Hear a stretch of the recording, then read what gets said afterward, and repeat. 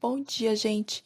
Bom, hoje nosso grupo vai apresentar sobre o episódio Design de Exteriores da série Abstract, que conta a história e trabalho da designer de exteriores Ilse Crawford, que proporcionou uma grande mudança na área que ela trabalha e, bom, esperamos que vocês gostem. Mas afinal, o que seria o design de exteriores? Durante muito tempo, o design de interiores não era um aspecto levado muito a sério, e era visto apenas como algo que abrangia o visual. Entretanto, Ilse Crawford pensou além e inovou a forma de enxergar o design. Para ela, os interiores são mais do que um aspecto visual, eles também impactam profundamente na forma como nos sentimos, comportamos e de como convivemos e interagimos em um espaço. Por isso, trabalhar com design de interiores exige habilidade e conhecimento, e é, na verdade, uma ferramenta que deve ser usada de forma estratégica. É justamente por isso que, para garantir o conforto e o bem-estar dos clientes e o espaço, é preciso levar em conta todos os detalhes daquele ambiente, seja a forma como o local é estruturado, a distribuição e o tamanho dos móveis e objetos, os materiais e as cores empregadas, os cheiros, as texturas, as sensações e as experiências que o local transmite, além do próprio aspecto visual. Mas afinal, o que levou Ilse a proporcionar essa visão tão interessante dos exteriores? Sua trajetória de vida pode nos trazer essa resposta e justificar sua forma de pensar e de enxergar as coisas. Hughes Crawford nasceu em Londres em 1962, dentro de uma família liberal. Seu pai era um jornalista investigativo e economista, e desde cedo incentivou a filha a ser uma pessoa questionadora.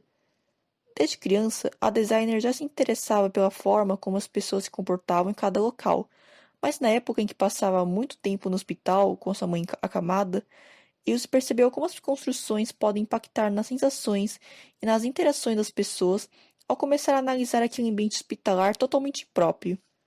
Ilse sempre quis ser alguém independente, por isso já começou a trabalhar aos 13 anos. Seu primeiro emprego foi no restaurante Pete's Cottage, onde trabalhou como garçonete. Mais tarde, Ilse cursou História e História da Arquitetura na universidade. Em seguida, trabalhou na equipe editorial de uma revista de arquitetura.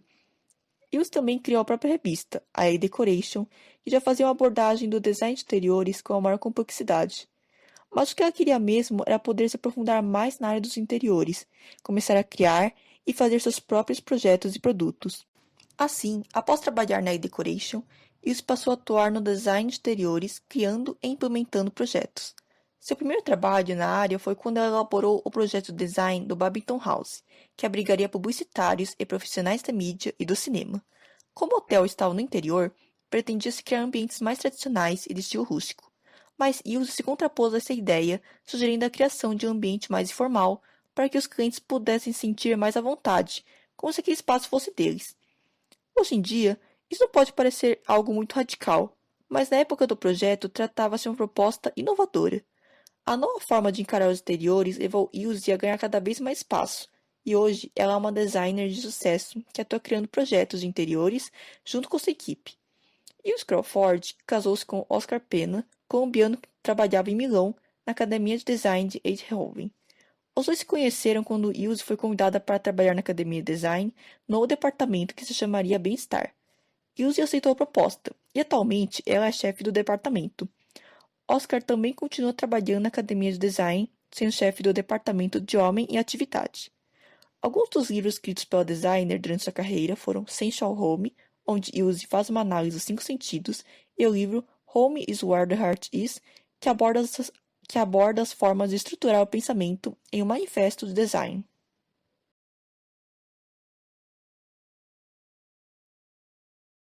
Nós resolvemos dividir o nosso trabalho de acordo com os alicerces que constroem as inovações e a carreira de Ilse Crawford. Durante o documentário, ela apresenta 5 principais e evidencia que aplicou cada um deles em um local específico. O primeiro alicerce é a empatia e o questionamento. Temos 2 olhos e ouvidos e uma boca, e temos que usá-los nessa proporção. Baseados nessa frase que a própria Ilse costuma falar, ela e sua equipe, quando assumem um projeto, sempre guardam suas opiniões. Antes de tudo, preferem ouvir, observar e questionar, pois dessa forma se tornam capazes de entender o que estão observando para personalizar cada projeto da melhor forma possível. Com essa visão empática e humana, os trabalhos de Ilse e sua equipe despertaram o interesse da empresa IKEA, que é uma empresa focada na venda de móveis domésticos de baixo custo. Pois ambos os lados, tanto a empresa como a equipe da Ilse, tinham essa mesma ideologia mais humana. E eles foram contratados para que trabalhassem nos restaurantes de suas franquias e trouxessem um ar mais humano a esses lugares. Sua equipe, logo de cara, entendeu que seria um projeto robusto, pois seria difundido por vários países ao redor do mundo.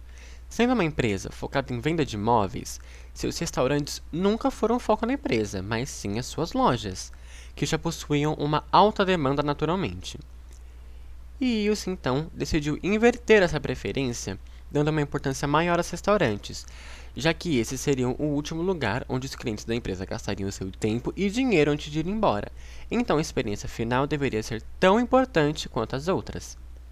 Assim, o processo de observação direta das lojas IKEAs já existentes começaram, para que a equipe pudesse ter um panorama base utilizado para criar uma experiência única aos restaurantes da empresa. Como, por exemplo, a ideia inicial, que era dar dicas de alimentação saudável aos clientes, principalmente com foco nas crianças.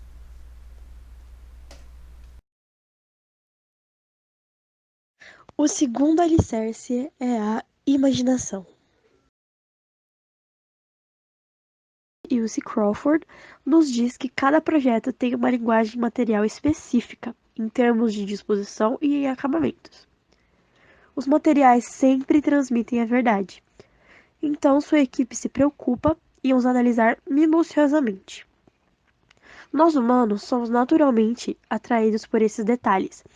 Descobrimos o mundo através dos nossos sentidos. E o que interessa a eles é como os materiais falam, o que entra em contato com a nossa pele, o que nos causa memórias. Sua equipe se concentra muito nisso. Ela ressalta que os materiais são muito mais convidativos e convincentes quando nós vemos dentro de um contexto, com a iluminação que será usada junto com os outros materiais, e enfim. Diz que essa combinação de materiais que se conversam é o que cria um ambiente tátil, acolhedor e muito físico. Por exemplo, quando estavam trabalhando nos lounges do aeroporto da Cathay Pacific.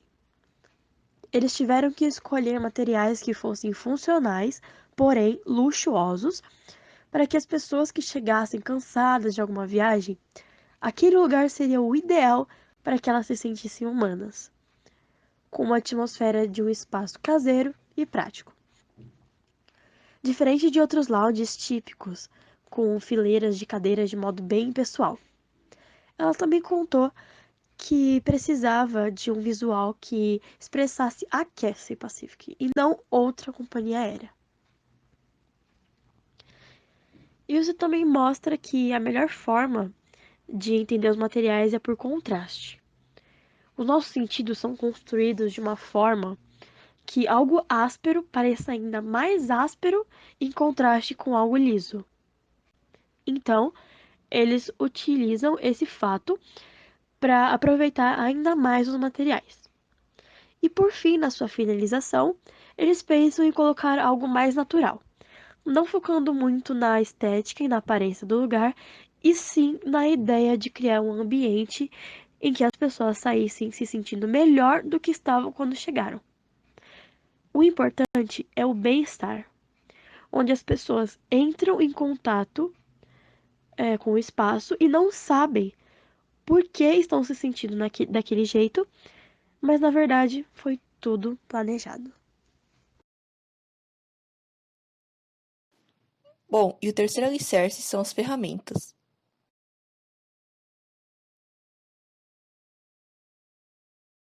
A parte executiva de um projeto de design fica com as ferramentas.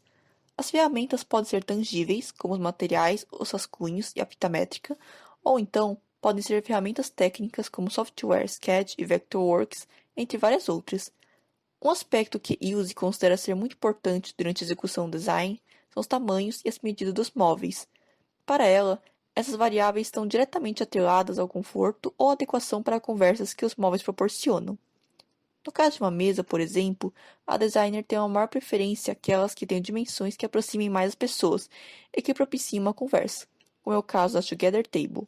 A Together Table é uma mesa estreita, o que permite a aproximação das pessoas para uma conversa, e com pontas ovais, formato que a torna ainda mais acolhedora.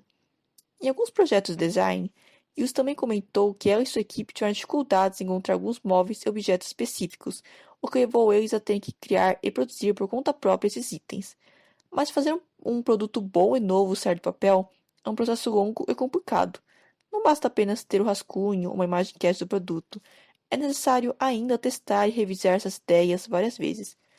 A equipe da designer chegou a produzir a linha de produtos Cinerlin para a IKEA, uma empresa comercializadora de móveis domésticos que, apesar de vender e produzir em larga escala, sempre foi vista de forma negativa pelas pessoas por ser associada a uma vendedora de produtos ruins e baratos. Mas Ilse não decidiu pensar por esse caminho. Pelo contrário, a designer fez uma análise estratégica da corporação a fim de realizar um levantamento dos aspectos da empresa que poderiam ser aproveitados de forma positiva, utilizando design como aprimoramento. Para buscar engajamento e tentar mudar a visão negativa do público em relação aos móveis da IKEA, Ilse e o departamento de design da empresa criaram uma linha de produtos sustentáveis que pudesse ser apreciada pelo público. Foi por meio do design também que Ilse tentou mostrar às pessoas que a produção em massa é algo muito vantajoso, pois ela permite que os produtos sejam mais acessíveis. Durante o projeto da nova linha, foi muito utilizada a cortiça como material sustentável para a produção dos móveis. A cortiça não é apenas sustentável, mas também é abundante, e sua extração não prejudica as árvores nem gera desperdício. Ao concluir o projeto da linha, que durou cerca de 3 anos, Ilse concluiu que passar pela experiência de produzir e oferecer design de qualidade em larga escala foi muito interessante.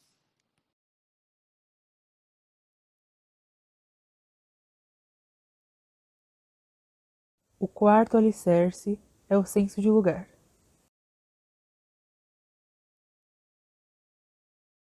Desde a sua infância, Ilse Crawford via beleza em objetos e lugares que ninguém considerava belos, por serem muito antigos, desgastados ou até mesmo abandonados. Inclusive, chegou a pegar azulejos do século XIX para que eles não fossem destruídos, porque ela gostava da atmosfera do passado que eles transmitiam.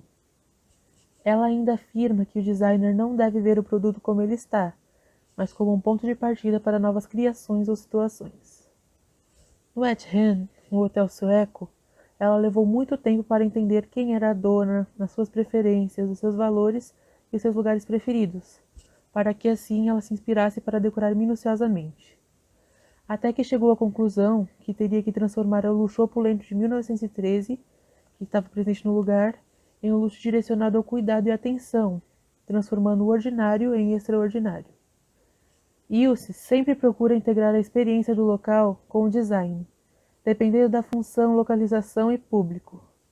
Esse é um dos seus aspectos mais inovadores, o próprio senso de lugar. Mas, é claro que ela realiza essa perspectiva mais sentimental e afetiva caso haja tempo e recursos de sobra.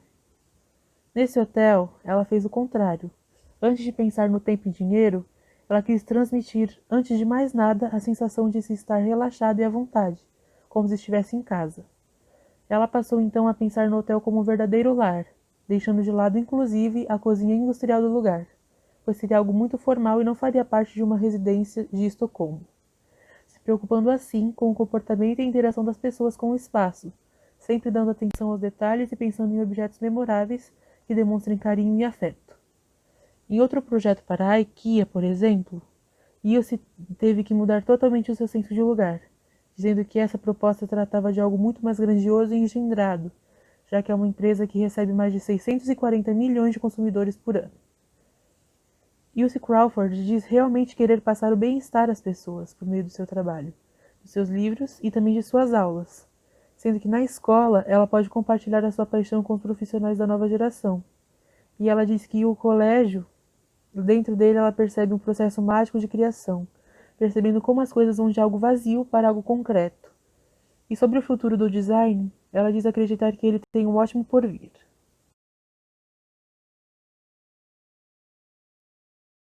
E então, o último alicerce é o bem-estar.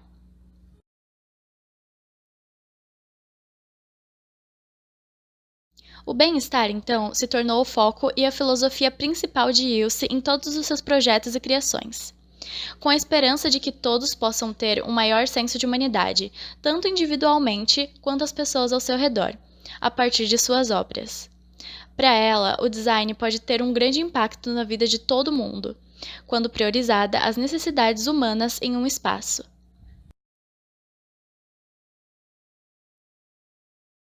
Concluindo, esse documentário foi de extrema importância para o conhecimento de todos, pois mostrou um lado diferente do que se tratava o ramo de design de interiores. Pode-se notar como a inovação se mostrou de forma tão brilhante em um meio que se tinha um pensamento tão contraditório. Ilse Crawford fez uma grande revolução na antiga ideia que se tinha sobre os interiores, mostrando que não se tratava apenas de algo supérfluo e extravagante demais, ou apenas de matérias físicas e visuais, mas sim de algo que ia muito mais além do que isso. Ela nos fez enxergar o real significado do design na vida das pessoas e como o espaço em que nós vivemos e frequentamos afeta e transforma nossas emoções e os nossos comportamentos. A sua abordagem humana e a forma com que ela interpretava o mundo pela empatia e o questionamento fez com que os seus trabalhos tivessem um valor muito especial e transformador na vida de seus clientes. A análise feita baseada nos sentidos e na linguagem de cada material deu aos seus projetos mais emoção e grande sensação de carinho e cuidado.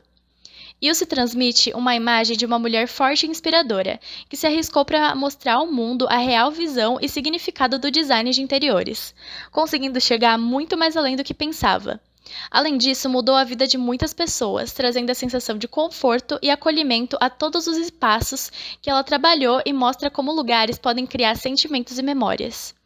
Ela nunca se encontrou parada no mesmo lugar, ao contrário disso, sempre se mostra disposta a evoluir cada vez mais, com uma missão que parece ser simples, mas que possui alguma complexidade: contribuir com a felicidade humana para fazer um mundo melhor.